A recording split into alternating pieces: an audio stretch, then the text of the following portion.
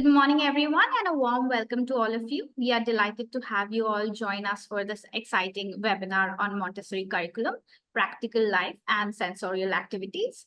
Let's welcome Soumya. She's a Montessori trained from International Institute of Montessori Teachers Training.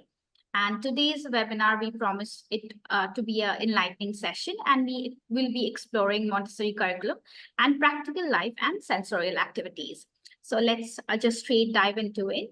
So firstly, Soumya, before we begin, we would like to understand what made you choose the Montessori program. Okay, first of all, good morning, Richa. And it's very nice to be here today. See, I have always been interested in teaching, and I have always in some way or the other being a part of teaching kids. But Montessori was a little bit different than traditional method of teaching kids. So here you could encourage children to learn by themselves. So every child has the opportunity to learn in their own pace and learn in the way that would help them the best. And most importantly, it taught teachers not to just teach, but direct them, guide the children to become better students themselves. Students not just for a preschool, but students for life. Because this is where Madam Montessori had a method. Her pedagogy taught you to be curious about what you're learning. She encouraged children to learn hands-on, to know more about a subject by putting in their own efforts, their own understanding. And that is what encouraged me, or you can say attracted me to learn more about the Montessori method. That's lovely to hear that, and I can also understand that you would love to spend time with kids. So that's definitely lovely to hear. So you've done your, like Montessori program from IMTT. So would like to understand how was your learning experience? So would like to know more about it. Absolutely. It was absolute joy to be a part of an organization like IMTT as a student, because here it's not just about theory. They put so much effort into actually teaching. See, Montessori method of teaching not only teaches you how to teach, but they have special apparatus which helps children to learn. It's called self-didactic because children can correct themselves and learn by themselves, which is the main important thing that Madam Montessori had encouraged independent children, right? So at IMTT, they ensure that every teacher who passes through here has an opportunity to learn through the apparatus by using the apparatus themselves, not just by seeing any videos or not just by seeing pictures, but actually using the apparatus. And also they give you an amazing opportunity to work with their children on site. So you actually have the opportunity to teach children with this apparatus and see the difference that you are making. So definitely being a part of IMTT was a joy. That's really lovely to hear. So we'll just get started and go on to your presentation. So I'll be sharing the screen for you. So let's just get started with the presentation that Soumya, you have prepared. So let's just dive into it. So as you can see, today's presentation is on practical life and sensorial activities of Montessori. Now, if you can move on to the next slide, Richa. Madam Montessori had divided Montessori learning areas into few different parts. Every Montessori school you will see will have these special learning areas. That is the practical life, exercises of practical life, the sensorial, the language, mathematics, and cultural studies. And as accordingly, the children are taught. Today, we will talk about exercises of practical life and sensorial activities. The exercise of practical life, what they do is they help children to become independent. They develop their motor skills and help them to concentrate. And sensorial, they enhances the sensory perceptions. Okay, if we can move on to the next slide. Dr. Maria Montessori was an Italian physician and an educator. And she had developed the Montessori method of education, which focused on child-centered approach. Her observations of children was that they actually learned more by themselves than when being taught. Okay, and this she had learned by astute observation and continuous observation as she had kept on working with children and quite a few specially able children. So she had seen that these children, they learn more from touching, from their sensory perception, because all senses together we become one single person. She saw that they learn to be more independent when they teach them to use the environment around them, right? And this she had seen in her own school that she had started. And this concept of sensory, using sensory perception to teach children was not only hers, she was influenced by the work of Edward Seguin, who was a French physician and educator. And later on, Rousseau and Pestalozzi, also in the respective world, had emphasized the importance of the development of senses education. Robert Powell, who was a contemporary of Maria Montessori herself, had said that children needed to have experience with things and touch them in order to learn. And based on this, Maria Montessori developed her Montessori pedagogy of teaching together. Today, we will, in this presentation, learn a little bit more about EPL exercise, or that is the exercises of practical life and sensorial activities. We'll understand what they are, what was the purpose behind having EPL and sensorial in preschool. We'll learn a little bit about the various types of EPL and sensorial and how they impact on the child's development. Richa, if you can move on to the next slide, please. Here you'll see how exercise of practical life is divided into various parts, like taking care of the self, taking care of yourself, taking care of the environment around you, control of movement or having more control of your motor development, and also learning to be gracious and courteous. You can move on to the next slide. So here you'll see we are learning a little bit more about the care of person, where a child learns to take care of herself and do things for themselves. Okay. For example, here we are learning about pouring and this is pouring. So it looks like a very simple activity where a child is picking up a bottle, pouring into a glass, or picking up a spoonful of grain and pouring into another bowl. To us adults, these are very simple tasks. But for children, these are complicated set of tasks which has to be followed sequentially. Like, for example, picking up the spoon, making sure it points at the same direction, the right direction, being able to pick up the grains, then pouring it carefully in the bowl beside without making any spills around. Same with the bottle of water. Picking up the bottle or a jug, making sure you're holding it well so that it does not fall, and then pouring it slowly so that the child does not create a spill. When they learn to do these, EPL activities, a child learns to focus, to concentrate, to remember a sequence of events. These all later on help them in their higher studies. When they learn to concentrate and focus more on what they're doing, to think cognitively and remember sequences properly. At the same time, directly, these help the children to become more independent. Here in the picture, you'll see that in Montessori classes, all the items, the cutleries they are using are life size, not play size. This is because so that the children become more comfortable with the environment around them, not only when they're in school, when they're learning, but they are more independent and more comfortable wherever they go. They can help themselves and become more independent. Risha, can we move on to the next slide? See, here you'll see all the different kinds of methods to take care of the person. Like, grooming, washing hands, dressing, being able to dress themselves, combing their hair, using tools.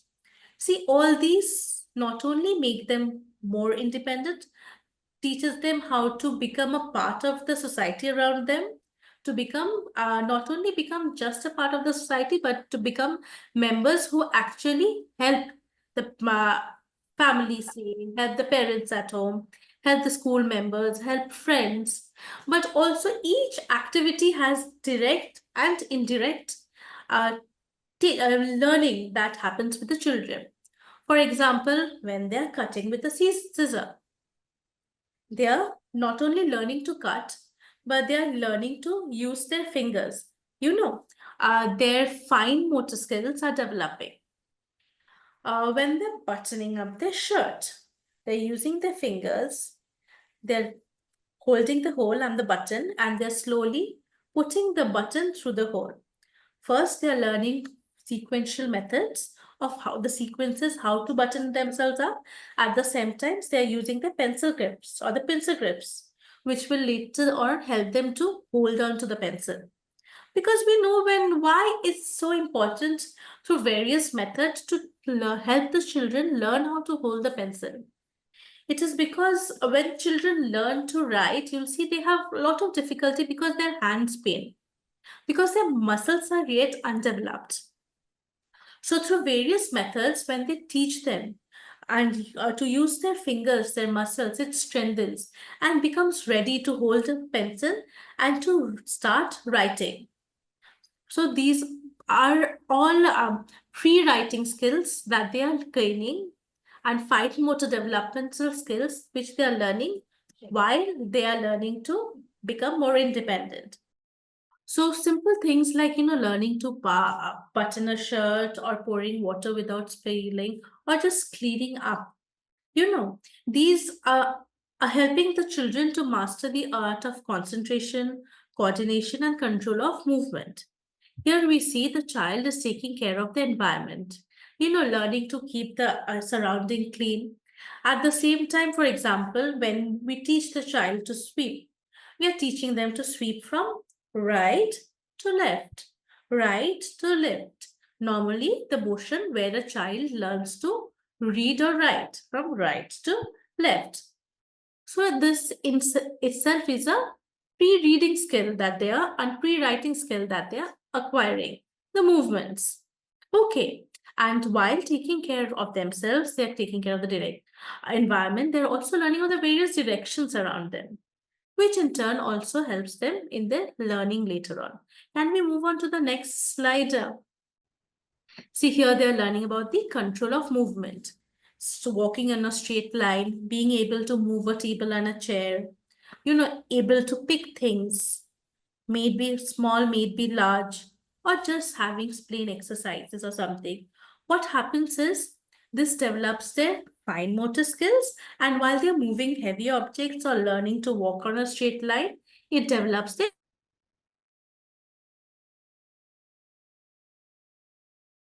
activities like being pouring liquids with precision, using right size utensils, carrying objects without spilling or without falling. All these help them to gain more control over their own muscles. Okay, and these are the movements, these are activities which are incorporated in the exercise of practical life. If we can move on to the next slide. Grace and courtesy. Dr. Montessori believed that a child is from the 3 to 6 years old is at the sensitive period where they learn the most. So this is the best time when they learn to become a better human being, right? So even grace and courtesy, how to behave, where to behave, things like learning to greet others, learning to introduce themselves, learning to excuse themselves, learning how to talk to others. These also are taught in exercise of practical life when they interact with the teacher or their peers. And this is the best time to teach children grace and courtesy because this is the learning that imbibes within them most and stays lifelong. If we can move on to the next slide. What is the purpose of EPL? Right. So, the purpose of having the exercises of practical life is the children learn to explore the environment around them, to learn about the world around them. Environment around them does not only mean just near them, but the world around them. Okay, while they are exploring the environment around them, they learn to think. They learned to associate one object to other, one action to others. Okay, and they learn to make emotional connections with each other, with people around them. Okay, and as they explore their own environment, as they learn to make emotional connections, they learn ethical values. They learn about fairness and they learn about the concept of justice. So they also learn to be a better human being at the end of the day. And this is one of a very important thing that Madam Montessori had. Not only independence in children, but how they can be a good member of the society. And this is something that has to start from where a child is in preschool, from when they're really young and they learn the most in their sensitive age. Next slide, please. Here I wanted to show through this slide, I wanted to show some tools that are used while the child is in class. See, for example, here they're learning to make tie, some equipments which will help them learn to tie shoes or but make, tie different kinds of, here zippers, buttons, buckles, so on. What happens, not only they learn to do it, but also their fine motor skills. And as you can see, they become more self-reliant through this. They learn to dress up, they learn to be confident, and skill building and fine motor development happens with these tools that are used in the EPL section of every Montessori labs. If we can move on to the next. So here also, once again, I'm showing you certain aspects of the exercise of practical life. Say, for example, what are they academic ready? They become academic ready through a different these. See, you'll see there are some buttons and buckles and zipper frames shown here too. Once again, pre-writing and concentrating skills, coordinating skills, which will help them in their future learning, future education. Okay, they'll learn to solve their own problems. They'll be able to write, developing their fine motor skills. They'll learn to be more accurate, more precise with their activity, and they'll be able to learn to concentrate so much more. Because a child who has mastered the art of concentration and precision, like all the activities that I showed you, all the apparatus that is used in EPL that I have been showing you till now, this helps them become problem solvers later on in their life. Because as they grow up and as they go more into higher education, this is what they will make them different from others, being able to solve their own problems, being more cognitively present, right? So these were the basics of our practical life area in a classroom. I think now we can move on to the sensorial. Can we move on to the next slide, please? So this is a look through. So the various apparatus in a sensorial area of a Montessori classroom. If we can move on to the next slide. So what is the purpose of sensorial? Why sensorial at such an early age for the children? Because as I said, children learn through sensory perceptions.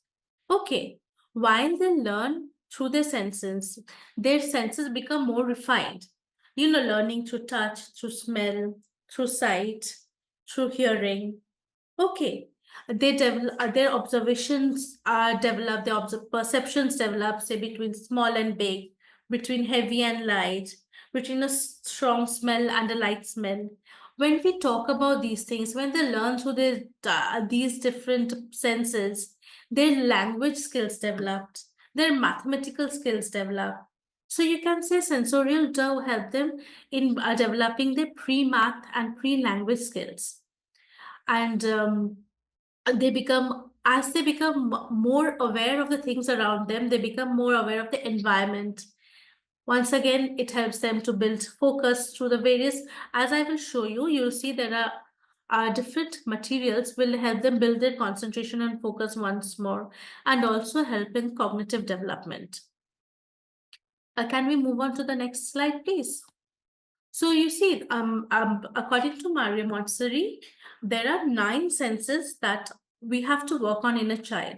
The auditory sense, that is the sense of hearing. The olfactory sense, that is odor.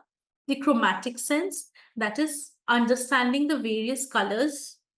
Visual sense, being what we learn from seeing. Tactile sense, that is the sense of touch. Stereognostic sense, that is identifying an object to touch in a 3D manner, right? A thermic sense, which is learning from temperature. Baric sense, which is learning from weight. And gustatory sense, that is learning from taste. Can we move on to the next slide? Visual sense. Say here you'll see the child is using the pink tars and the brown steps, which is very clear from the picture, which is the pink tar and which is the brown steps.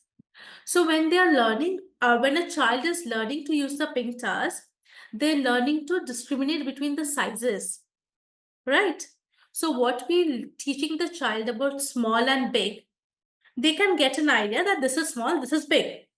But when they're stacking those cubes, they're actually understanding the difference between what is big, what is bigger, what is small, what is smaller, and they're getting a concept of the different sizes, which will later on help them develop their language. Big, bigger, biggest, small, smallest, smallest, big and small. At the same times, when they understand something through their size, their math skills also develop. More, less, these things also become more clearer. The brown steps. See, a child has to put the brown steps consequent, see, from the big to the small. They're learning about what is the taller one, what is the smaller one, what is the thicker one, what is the thinner one. At the same time, they have to concentrate, understand, and cognitively place it in such a way that they are able to build that steps, from small to big, or put that picture from bigger to smaller so that they stand and they make a sense, right? If we can move on to the next slide, please.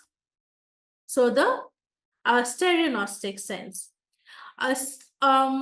See, we often see things and we understand if it's small, big, how does it look? It's a square or a triangle. But when you actually have to understand how an object is, we have to touch it. We have to understand the 3D version of it, right? Stereognostic sense will help you to teach a child how an object feels, so that even when they're not looking at it, even with their eyes closed or even in a mystery bag, they can touch an object and tell you what is it, a sphere? Is it a cube? Is it a cuboid?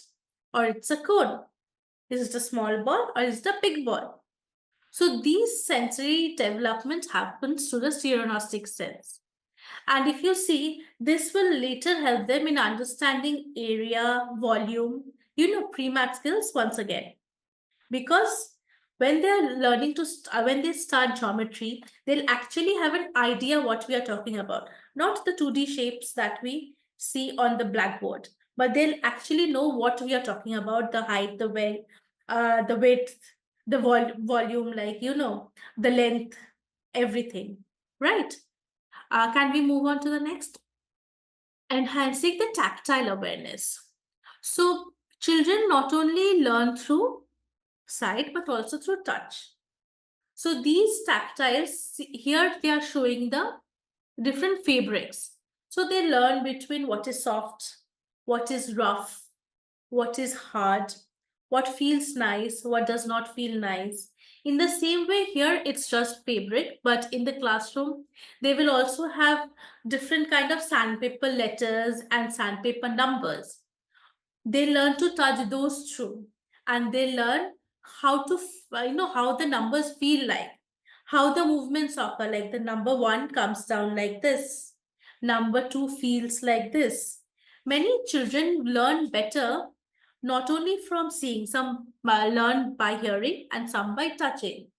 For children who learn better by touching, these tactile awareness becomes the sandpaper letters and the sandpaper alphabets becomes very easy for them to learn about how how a number or alphabet looks and how the movement feels, so that they can identify it and write it down. Can we move on to the next slide, please? Understanding the baric sense, or what the feel of a body. Is it heavy or light? How does it feel like? Okay, so here you see they are using the baric tablets. A baric tablets, it helps the child when they touch it, they understand what is light. These different tablets are of different weights. And when they touch it, they understand between light, between heavy, which is lighter, which is heavier.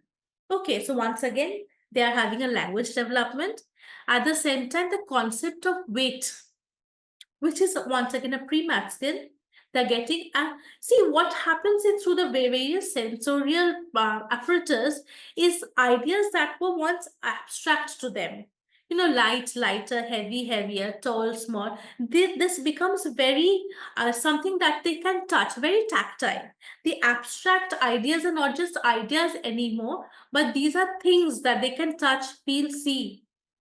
Okay, so this is how, once again, where the baric sense comes into notion, where the children learns about the weight by actually touching and discriminating between the different weight that there is. If we can move on to the next slide, please. Auditory perception, once again. You see, here the child, there are two pictures where they're using auditory bells, and one where there are using the Montessori sound boxes.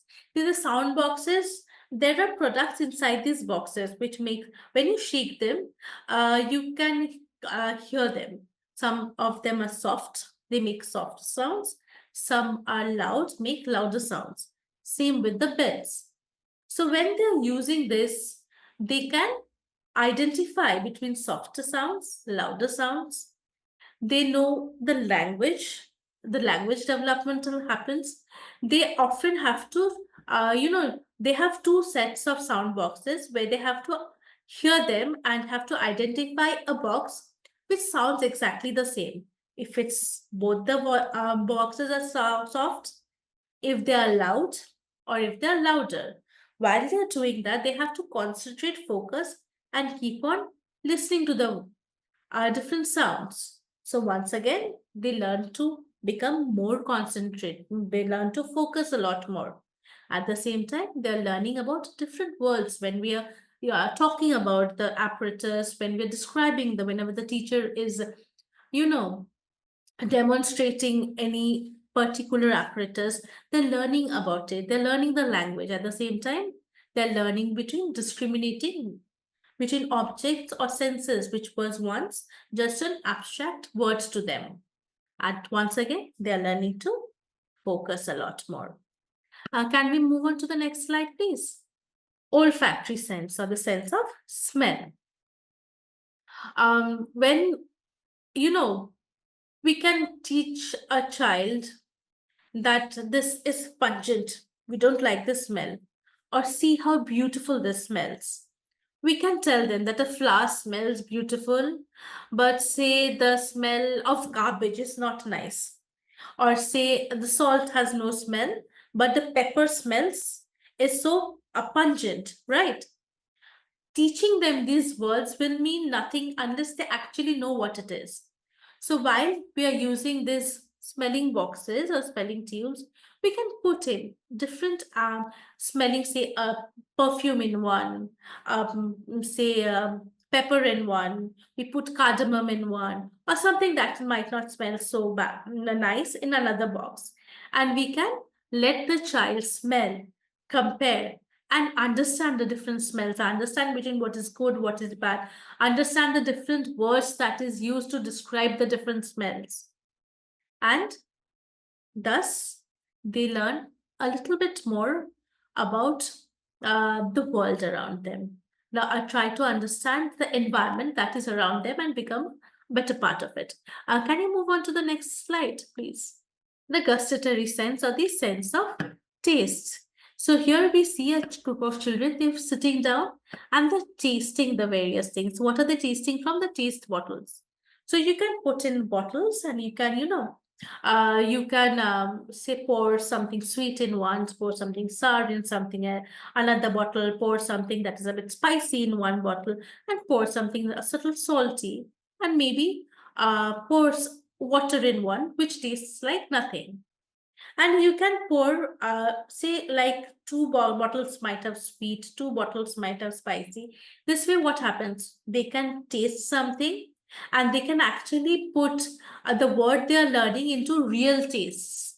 What sweet is like, which exactly is sweet, what salty is like, which exactly is salty. And when you have two bottles of each, they also learn to compare, concentrate, compare between the different tastes, and they learn to focus and understand the differences between the materials that is put to them. So you see every object which just look like something very simple at a go actually teaches the child a lot more than what appears.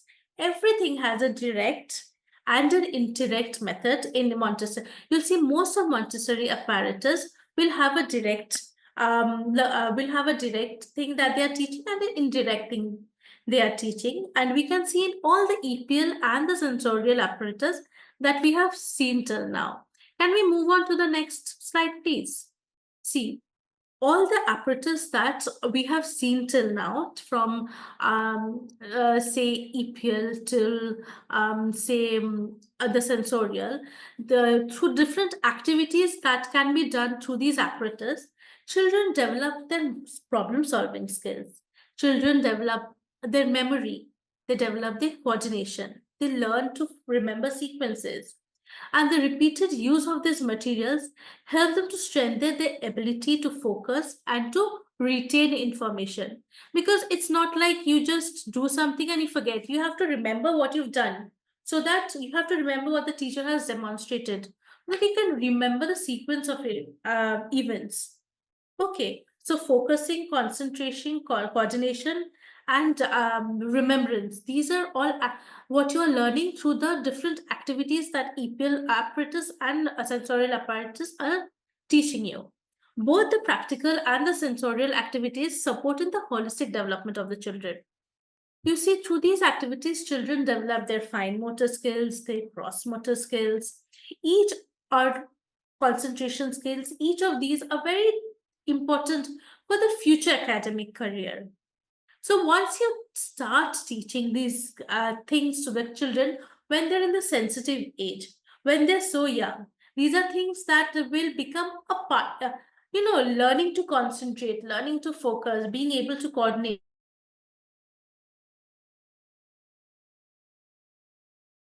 This will help throughout their career, not only academic, but also future career.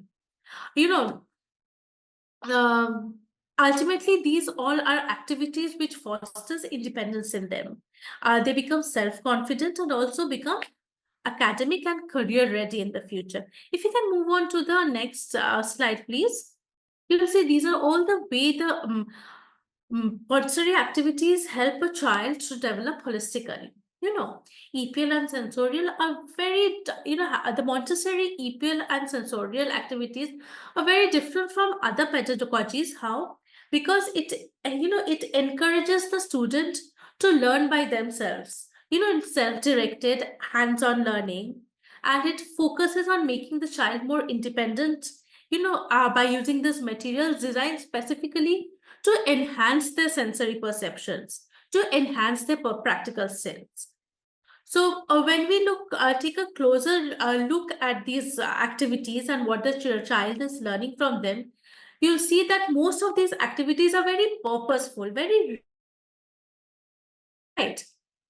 They help in the refinement of the senses. Other approaches often use sensory materials. Other methods of teaching also use sensory materials.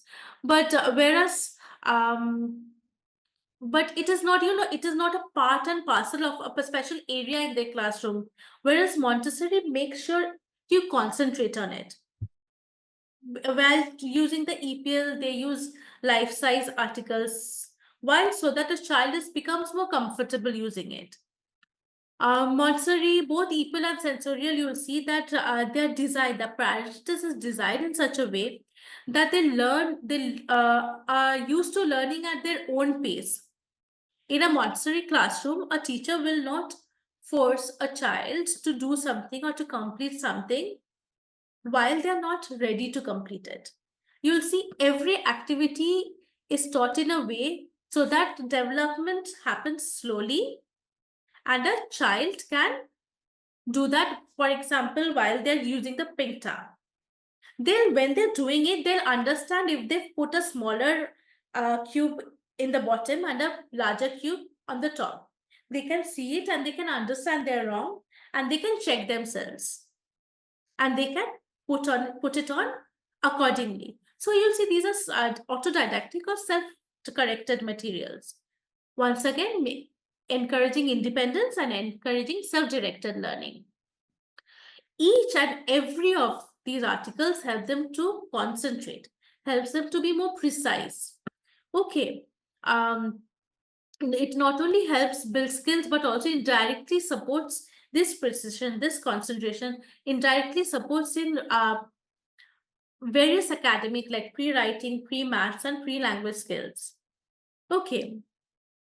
Like the fine motor skills help in the pre-writing skills, the cross-motor skills help in all-round development, gross development of a child.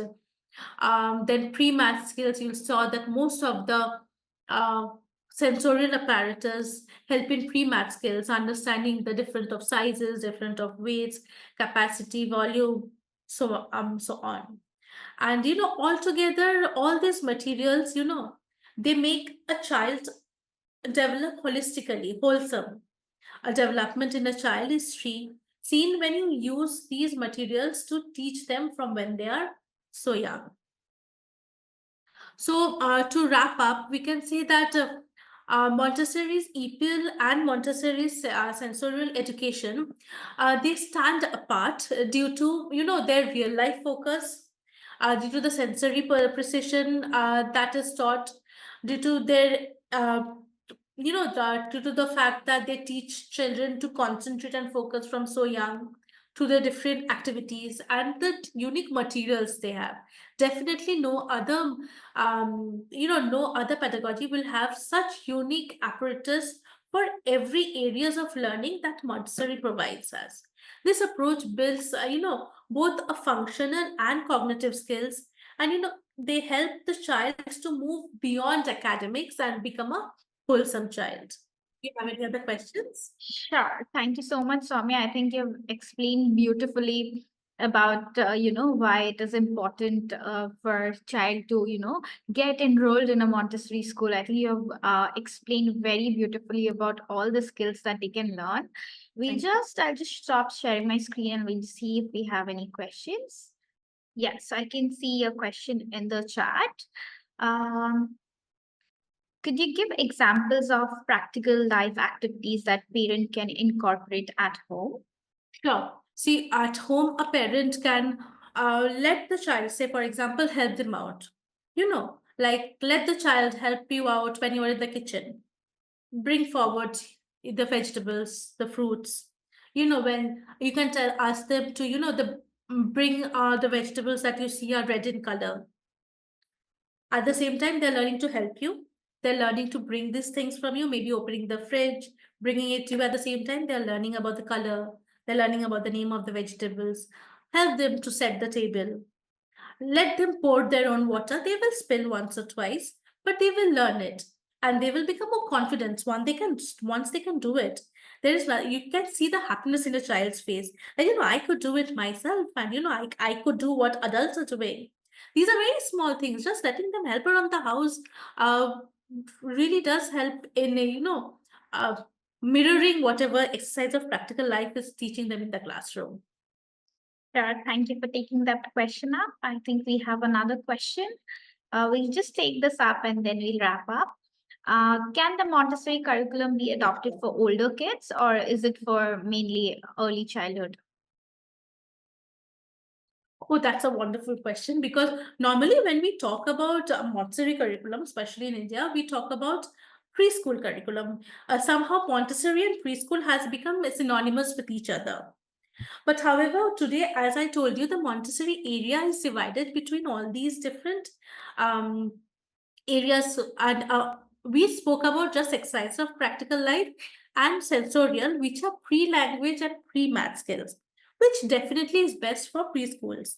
But we also have, if you remember, there was the language area, there was the math area, and there was the cultural studies area.